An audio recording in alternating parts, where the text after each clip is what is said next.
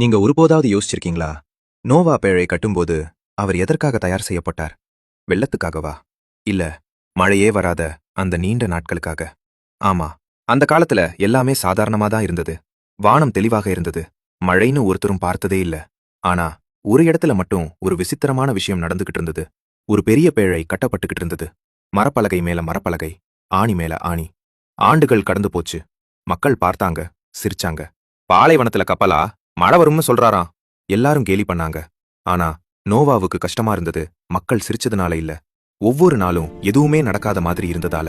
காலை எழுந்தாலும் அதே வானம், மாலை வந்தாலும் அதே அமைதி. ஒரு நேரத்தில் அவருக்குள் கூட கேள்வி எழுந்திருக்கலாம். நான் சரியா கேக்குறேனா? இது உண்மையாவா? ஆனா வேதாகமம் ஒரு விஷயம் மட்டும் சொல்லுது. நோவா தேவன் சொன்னபடியே செய்தார். அறிகுறி இல்லாத போதும் செய்தார். மழை இல்லாத போதும் செய்தார்.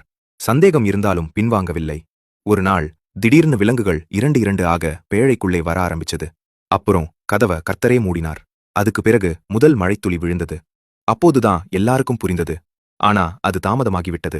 அந்த பேழைக்குள்ளே இருந்த நோவா மட்டும் அமைதியாக இருந்தார். ஏன்னா அவர் வெள்ளத்துக்காக மட்டும் தயாராகவில்லை, தேவனுடைய நேரத்துக்காக வாழ்ந்தார். இந்த கதையில நமக்கு ஒரு ஆழமான உண்மை இருக்கு. விசுவாசம் சோதிக்கப்படுறது அற்புதம் நடக்கும்போது இல்ல, எதுவுமே நடக்காத மாதிரி தோன்றும் அந்த காலத்தில்தான். நீங்க இப்போ காத்திருக்கிறீங்களா? முடிவுகள் தெரியலன்னு தோணுதா? நினைச்சுக்கோங்க, தேவன் அமைதியாக இருந்தாலும் அவர் வேலை செய்து கொண்டிருக்கிறார்.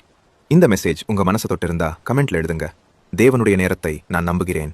இந்த நம்பிக்கை இன்னொருவருக்கும் தேவைப்படலாம். பகிர்ந்து விடுங்கள்.